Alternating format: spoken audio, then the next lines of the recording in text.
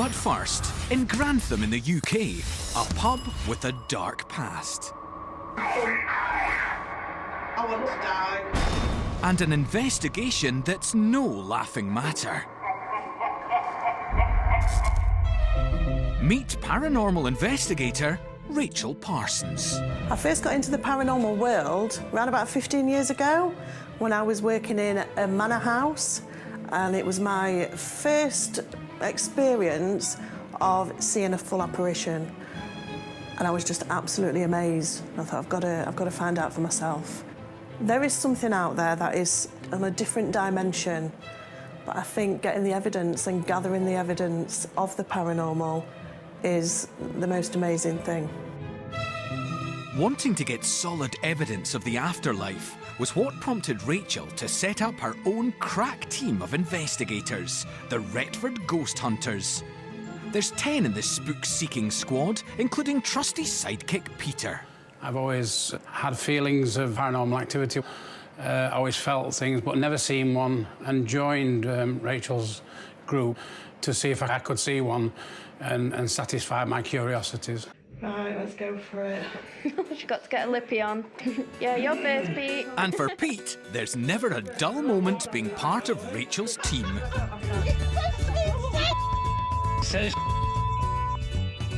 I like to bring humour into my ghost hunting because that's me, that's who I am. Look at these here. I love being positive, I love being happy, and I love radiating that out as well. And I think it's important when you're running a team. We joke all the time. I can't believe it. We're in the middle of a field in an old monastery, all laughing his head off. But you know, laughter and happiness creates energy. Do you like jokes? Do you know what this is? Super speed ghost hunting. Isn't it? Spirits and entities and things, they work from energy, and they pick up a lot of energy from our joviality and things like that. Put your midnight rule. If you're the headmaster, can you come and tell us off? Wench. Are you calling me a wench? Wonder why. And this fun bunch love nothing more than investigating a haunted pub. We love pubs. Pubs are our favourite because you've got ready-made history there. And there's some quirky things that happen in pubs. There were so many pubs, especially in England, that are haunted. And why? Because they've been around for hundreds and hundreds of years. Spirits can linger in these buildings because they can mean so much to them. If people have lived in a pub for a very long time, seen their lives playing out, births, deaths, lots of heightened emotion, they may find that they're more than happy to stay there in death. I think spirits hang around pubs because it's their second home. Isn't it, you know, so it's... And also, if you worked in a pub, you... Sorry, I've just thought I've seen something over there then. Seriously. Yeah. Rachel's talent for spotting spooks led her to investigate one pub in particular, the Black Dog in Grantham, run by landlord Chris. I've been the landlord for 8 years now. I think there's been a pub here since the 1500s in some sort. It's a Grade 2 listed building. Obviously, it's very old. It's a great pub. It's like a village pub, really, in the town centre. Friendly place, friendly atmosphere in here. You know, it's somewhere warm and inviting. Too inviting, perhaps, as the spirits in this pub aren't just behind the bar. When I did some research and just rang Chris and said, you know, we're doing investigations, is it possible to come to your pub? Chris kept me on the phone for ages, telling me all these personal stories of experiences that he'd had here himself. Well, that were it. I was hooked. I thought, I've got to get in there. We've had it where I've been in bed, her chair's been dragged across this wooden floor that we're sitting on now. And we've had shadows walking back and forth, glasses and bottles moving and being thrown on the floor behind the bar. But it's not just rowdy paranormal punters in the pub. There's also something alarming in the attic. When we first moved into the pub, we noticed there was a third floor that we hadn't actually seen when we first came here. On having a look at it, it was very old, very derelict. Every single night we would hear footsteps up there, doors opening and shutting. Also dragging noises as well, like something was being dragged across the attic. One of the worst things we used to have is a real rotten meat smell. It smelled like rotten flesh, and then as quickly as it came, it would be gone again. I'd go up and have a look. There was nothing there. I've never been one to be scared by ghosts or anything like that, or even really believe in them, you know, till we moved here. But there's a number of things that have happened here that you just can't explain away. But luckily for Chris, Hey up. Hiya. Rachel and her A-team were all over it. I was feeling optimistic about what we was going to capture. Oh, don't like it, Pete. Instantly felt, I always call it a porridge feeling. It's almost like you're walking through porridge, and the minute I walked into that room, I just knew. I knew that something was there. Later, things take a deadly serious turn. And it's no joke when their team spirit is tested. Who is it in here?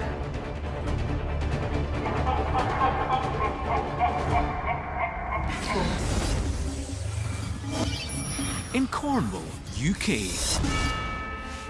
It's weird. The curious case of a cursed cupboard. It was continually open. I knew we'd closed it. It's starting to freak me out a bit. And one man's mission to capture the culprit.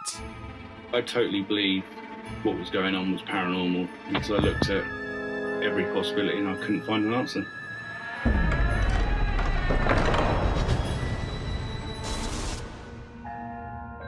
My name is Matt Windsor and I'm 35 from Bude in Cornwall.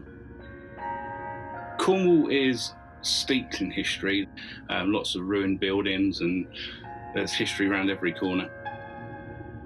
Cornwall has been named the most haunted county in the UK, with hundreds of sightings of ghosts and ghouls. But Matt remained a paranormal skeptic until a strange encounter 3 years ago changed his mind. Tintagel is a local village just down the road. It's about 20 minutes from here. The woodlands there is where I had my first paranormal encounter. I was just walking there. It was off-season in Cornwall, middle of February, quite a cold, wet day. And I had a hand grab my shoulder, and I couldn't explain it. I wasn't really looking for paranormal, I was a skeptic, but the hand on my shoulder and the whisper I heard in my ear just couldn't be explained. And that sort of pushed some of the skepticism out of me. Matt's quest for answers into the afterlife began. And it wasn't long before they surfaced. But this time, they were closer to home. I've lived in my current house here in Bude for the last 6 years, and it's a typical house, ex-council house. Yeah, lots of creaky floorboards, but it's a nice big house with lots of character. After my first encounter, I feel like something followed me home. It was weird. We started hearing footsteps in the hallway and on the stairs, and also the cupboard door in the bedroom was continually open, even though we knew we'd closed it. I'll get dressed in the morning, shut the door, go away, but I'll come back up at some point during the day and it's wide open, and it's weird. At first, both me and my partner assumed it was the kids looking for Christmas presents because it was, you know, that sort of time of year. And we just assumed the kids were going into the bedroom, unlocking the door and opening the cupboard and leaving it open. But when his kids denied peeking into the cupboard, Matt looked for another explanation. We looked into all sorts of different aspects. As I say, this is me coming from a completely sceptical view.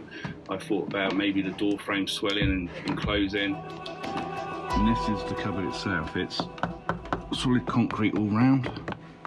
There's no breezes in there. And the handle couldn't just be pulled to open the door. Later, That's completely in place now. in a desperate bid to solve the cupboard conundrum, Matt takes matters into his own hands. I set the cameras up because it was driving me mad. But the cupboard wasn't all he caught. You actually see the TV coming on. I was very freaked out.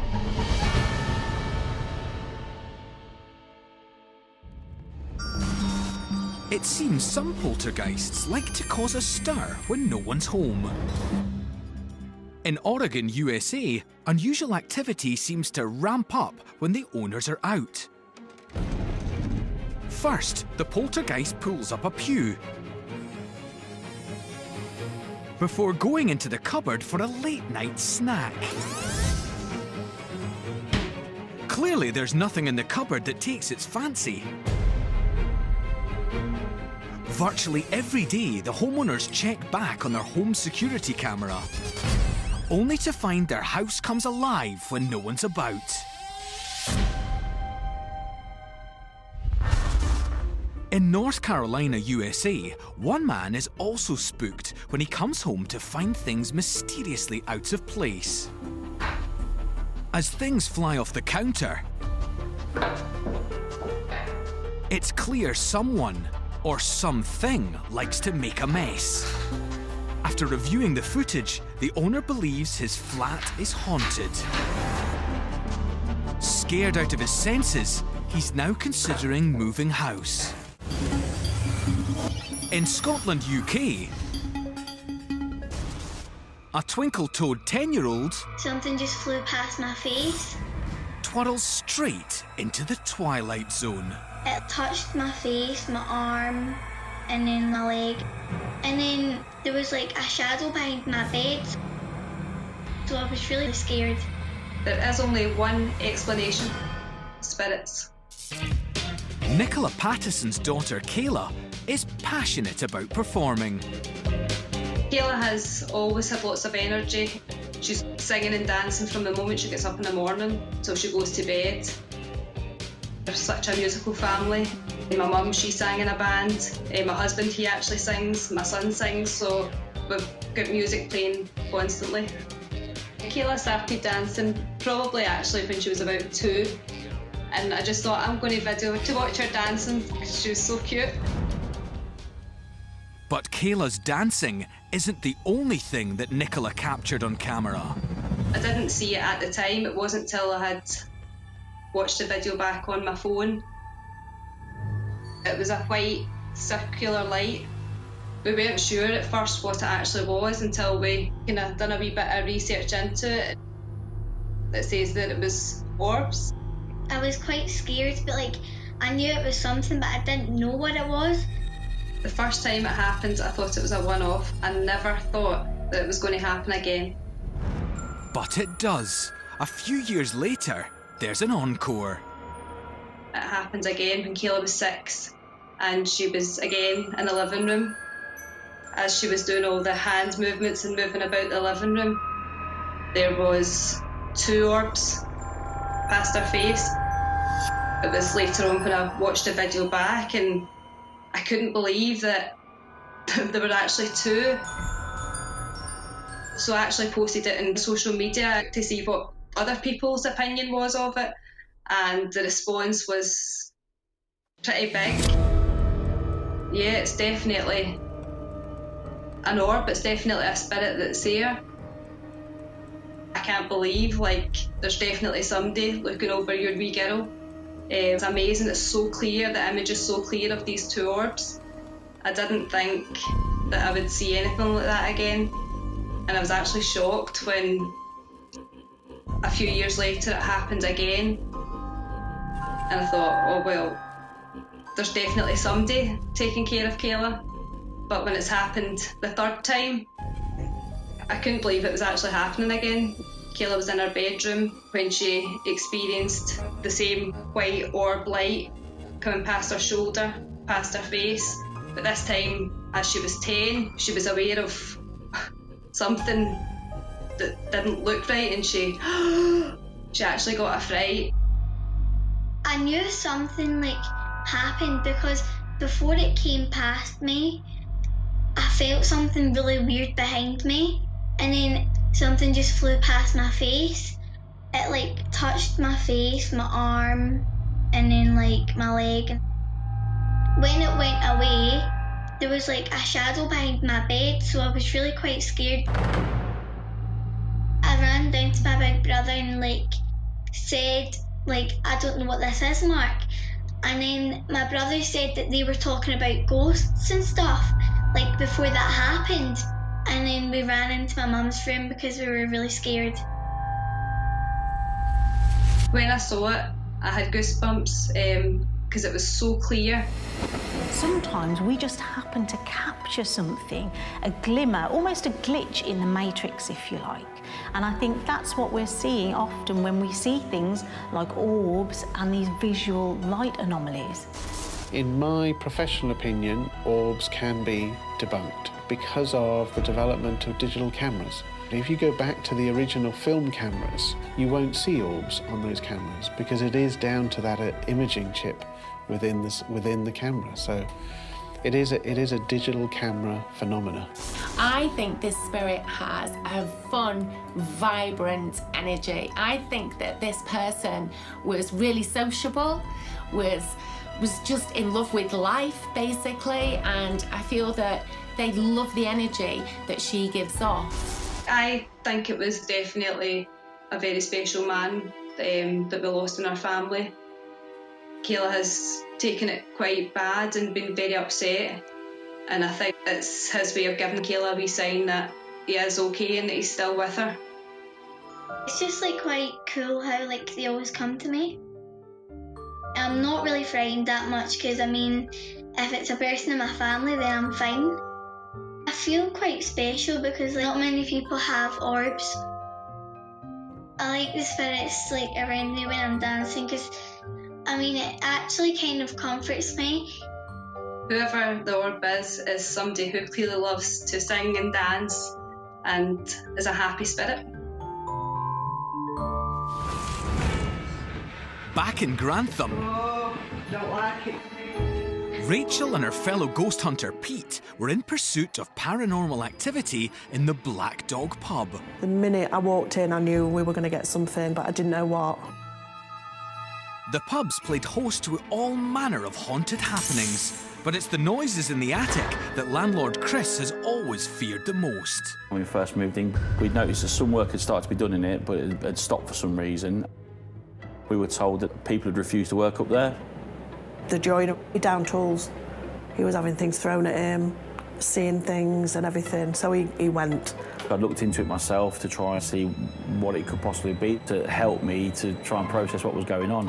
And that was when I found that a guy had hung himself up there. The minute I walked into that room, I just knew. I knew that something was there. It felt very, very dark. And I don't mean the light. First on Rachel's agenda was getting her team focused on the job in hand. Okay, we're all united. If we all imagine your feet and your energy is going down through the Earth's crust, down to the core of the Earth, and get that ball of light, that heat, that energy from the ball, the Earth's crust. I can't speak. From the core, what's up with me? It wasn't the smoothest of starts. Right, you're welcome to speak. But Rachel wasted no time in trying to communicate. We brought an EVP recorder, which records any voice. Half the time you can't understand it, can you? But then you get a right word out. And it will pick up the slightest noise. That's going mad. What, the EMF? Yeah. EMF meters to see, you know, the electric field. Going right up to red, Rachel. Is that you that's affecting Debbie? I talk to a spirit as if I'm talking to anybody. Is this where you ended your life? I want a yes or a no.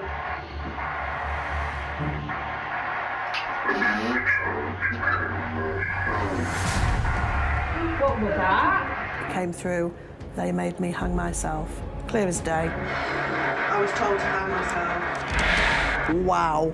Did that really just happen? I want to die. Yeah. The spirit actually says, I want to die, which makes you wonder whether he was being taunted, which is quite sad. Can you tell us who you are? The spirit wouldn't reveal his identity, but no one could have predicted what came next.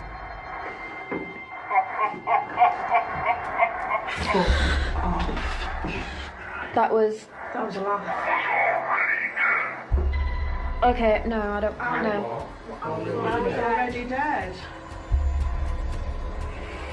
Oh my God, I feel like something's just like grabbed my waist. Is it friendly? Is it demonic? Is it poltergeist? Does it want to harm us? Does it just want to get in touch with us? So all these emotions and thoughts go through your mind within a split second. I think my face said it all.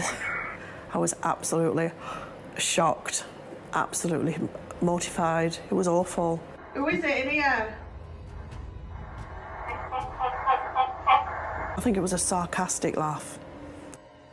It's not a joke, ha ha ha, is it? It's a ha ha ha. It's like a horror movie laugh, isn't it? The laughter that we heard coming through that spirit box, that was creepy. A real ha ha ha ha ha. Creepy! I've used lots of these kind of apps before. I use spirit boxes, all in an attempt to hear spirit voices. I have never heard that kind of creepy laughter, and Rachel gets that come through not once but twice. It's clear what's coming through, but it's not clear that it's a spirit voice. You're always concerned about voices from other devices outside of the building, walkie-talkie, CB, radio, any of these actually contaminating the audio footage that you're capturing. I believe that the spirit in there was trying to get everybody's attention. He wanted people to know what he'd done. He wasn't hiding it. He wanted to be seen and he wanted to be heard. Later, Rachel and her team are served another round of eerie activity. And they revisit the pub, determined to get some answers. Why do you choose to stay in this room? That's all I want to know, love. The Black Dog is not the only pub with reported haunted happenings. In Essex, UK, the CCTV has picked up some pesky punters set on trashing the joint. After a water bottle gets wellied, napkins on a neighbouring table get tossed, and yet the pub is completely deserted. And it seems like ghosts, like restaurants too. In Lincolnshire, UK, whilst this barman is busy with a customer, a pint glass slides off the shelf and shatters. After several glass-smashing incidents, the owner has put it down to a resident ghost. Back in Cornwall, Matt Windsor has a creepy case of skeletons in his closet. I set the camera up to basically try and get to the bottom of it. It was frustrating me. With the cupboard door mysteriously opening on its own, Matt wanted to know if the paranormal was at play. I had a camera inside the cupboard as well as outside the cupboard, and also infrared lighting inside the cupboard because it's a dark cupboard. Completely in place now. I'm going to set the iPad up. But as he watched the wardrobe, it was the TV that came to life. It would power up, power off, all by itself. I've got no explanation for that because we didn't actually have a remote for that particular TV. As the TV continued to flicker on and off, the cupboard swings into action. No one in the room, and the bedroom door's shut, but the cupboard door just swings open. When I captured it, I got goosebumps. I was very freaked out, but at the same time, I was so keen to find out what was going on. It certainly answered a lot of questions for me, but it also then produced a lot more questions I needed to ask. I think the TV, there's probably a very logical explanation for that. The cupboard door is right next to the socket for the TV. Could they be connected? Could it be something to do with the power? However, the door is a completely different kettle of fish. Matt uploaded the video and it got a mixed reception. I'd follow that up with a debunking video. I did literally hang off the handle with all my weight and it wouldn't open. You have to pull the handle down.